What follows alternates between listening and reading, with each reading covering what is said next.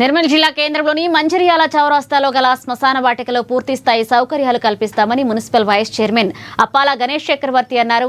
Municipal అధికారులు శ్మశాన వాటిక committee సభ్యులు స్థానిక కౌన్సిలర్లతో కలిసి శ్మశాన వాటికను సందర్శించారు. అవసరమైన సౌకర్యాలపై ఆరా తీశారు.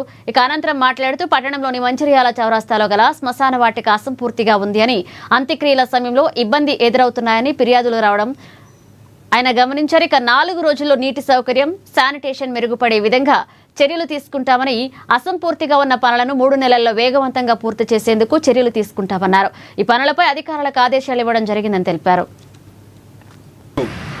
మంచిర్యాల చౌరస్తాలో గల హిందూ శ్మశాన వాటికను సందర్శించడం జరిగింది.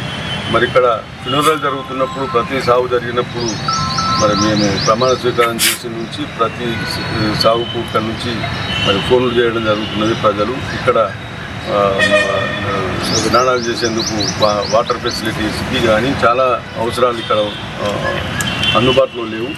వాటన్నిటి గురించి ఈరోజు మున్సిపల్ డిఈ గారితో శ్మశాన వాటిక అధ్యక్షులు కార్యవర్గం ఈ ప్రాంతానికి చెందినటువంటి కౌన్సిలర్స్ అందరితో కలిసి ఈరోజు విజిట్ చేయడం జరిగింది.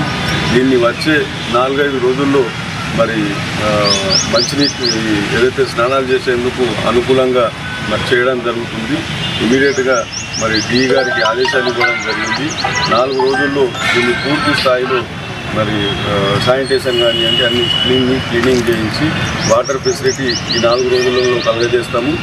అదేవిధంగా గతంలో చేసి వదిలేసినటువంటి ఏవైతే పెండింగ్లో ఉన్నటువంటి పనులు ఉన్నాయో ఆ పనులను వచ్చే నెల ఏప్రిల్లో ప్రారంభించి ఒక 2-3 నెలల్లో పూర్తి స్థాయిలో అన్ని రకాలుగా అభివృద్ధి చెందినటువంటి శ్మశాన వాటికగా దీన్ని మారుస్తామని చెప్పేసి